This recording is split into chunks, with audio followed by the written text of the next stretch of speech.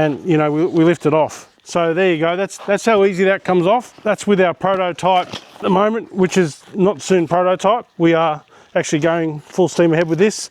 That is an optional extra that you'll be able to add onto your Rackless bases. All of our models you'll be able to add that to. And that is a compressed foam. And in the middle we have our polycarbonate that we use inside of our Rackless systems that give it a bit of structure. And we are going to have that now for all of our Rackless systems. It should be out in May 2026. It only adds 180 grams and it's going to be available for as an optional extra.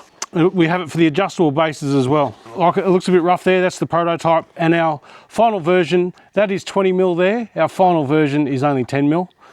And that just, you can just see that, how well that comes off the bike.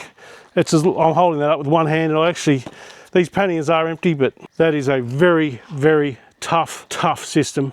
And you guys, you'll be hard up to beat this for weight, price, durability. This product is so tough. There you go, guys. That is our Rackless system. That's our Strzelecki. This is our best seller. Our Stockman is not far behind, the 50 litre system, and soon our 16 to 24 litre system. Absolute cracker. All right, so there you go. First look, beauty.